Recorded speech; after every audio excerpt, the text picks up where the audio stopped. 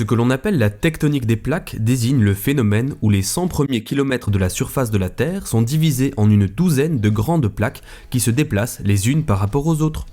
Si la vitesse de déplacement est peu perceptible à l'œil nu, de l'ordre de 1 à 10 cm par an, la tectonique des plaques est en partie responsable de phénomènes plus spectaculaires tels que les tremblements de terre ou encore le volcanisme. Pour comprendre ce phénomène, il faut s'interroger sur la structure interne de notre planète. La Terre ressemble un peu à un avocat coupé dans le sens de la largeur. Au centre se trouve le noyau, principalement composé de fer et d'un peu de nickel. Il mesure environ 3500 km de rayon. Sa température dépasse les 6000 degrés.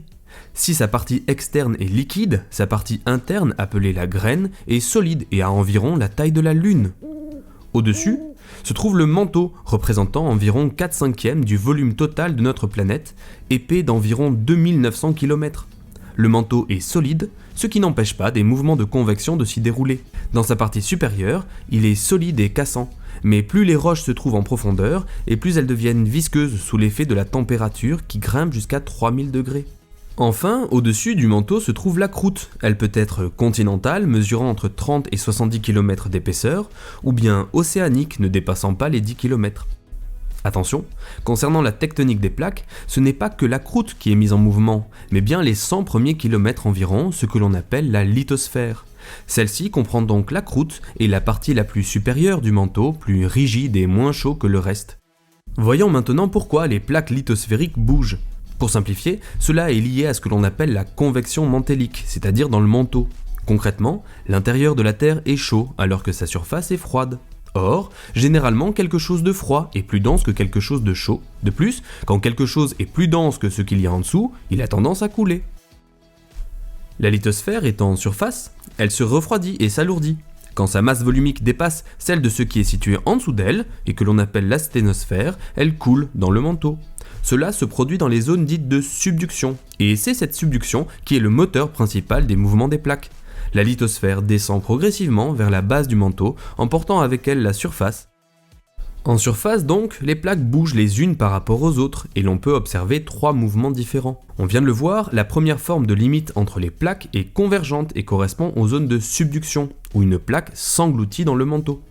Cette subduction peut être océanique et plus rarement continentale. La subduction océanique se produit le plus souvent au bord d'un continent, c'est le cas des Andes, mais peut se produire en plein océan, c'est le cas des Antilles. La subduction continentale est plus rare du fait que les croûtes continentales sont plus légères que les croûtes océaniques, mais quand cela se produit, comme entre la plaque indienne et eurasienne, des montagnes se créent, comme l'Himalaya.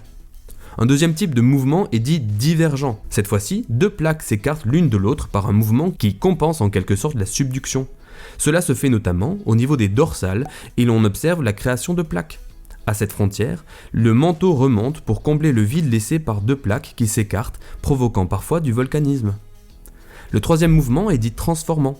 Agissant selon un mouvement de coulissage, les failles transformantes sont les limites de la plaque lithosphérique où il n'y a ni subduction ni création de la lithosphère. Les plaques coulissent les unes par rapport aux autres, comme au niveau de San Andreas en Californie. Il s'agit en fait d'un ensemble de failles transformantes qui assurent le coulissage de la plaque pacifique contre la plaque nord-américaine. Du fait de leur mouvement, toutes ces plaques se rencontrent, coulissent, et les chocs des plaques les unes contre les autres sont à l'origine des tremblements de terre, appelés aussi séismes. Autre conséquence, le volcanisme est intimement lié au mouvement des plaques tectoniques. Même s'il existe plusieurs formes de volcanisme, c'est en général à la frontière entre 2 plaques que les conditions sont réunies pour la formation des volcans. Tu veux que je t'explique d'autres trucs? Il suffit de laisser un commentaire ici.